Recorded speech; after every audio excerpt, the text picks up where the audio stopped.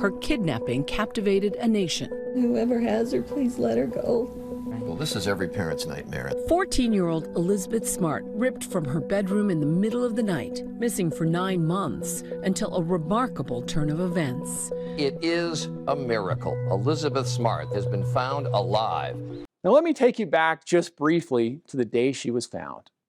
It was March 12th, almost 20 years ago. Chris Thomas was the family spokesperson. There were 70 to 80 cameras showing up. I was working 20-plus hour days. I logged somewhere around 10,000 phone calls. Thomas writing about the relentless media frenzy in his forthcoming book, Unexpected. There had been some negative press that morning, and as a result of that, Ed Smart, Elizabeth's father, and her uncle and I were getting together at about noon to plan for a press conference that had been scheduled for 2 o'clock. What explains the media fascination with Elizabeth's story? This was a case unlike any that had ever been seen. A child being abducted from their own room in an affluent suburb in conservative Salt Lake City. I mean, that just doesn't happen. Months after the abduction, Elizabeth's sister managed to provide key details about the suspect, but Thomas says he couldn't release the sketch or the new clues.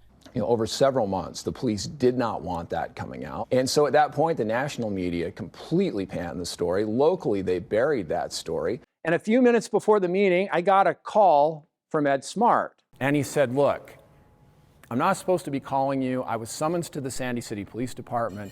I was told to get there as quickly as possible, not to talk to anyone, but I'm going to be late to our meeting. I might even miss it. I just wanted to let you know. Fortunately, probably the only person I'd really kept in contact with from high school, a guy named Jason Burnett, was a detective with the Sandy City Police Department. And so I began calling Jason incessantly. I kept dialing and dialing and dialing, and finally, Jason picked up and he said, "What in the hell do you want? Quit calling me."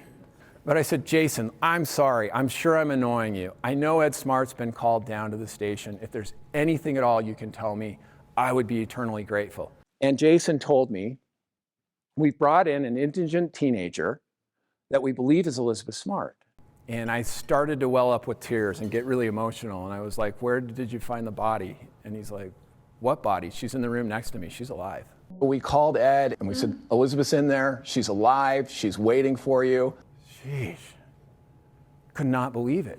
It was an amazing experience to have seen that miracle. To see the power of communication, to see family members having difficult conversations day in and day out, to see a group that would be courageous and would take everything, good, bad, or indifferent, in keeping their story alive and doing everything they could to find their daughter was indescribable. And 20 years later, charting that back, it's really easy to see how this has had such a profound impact on my life and on my family.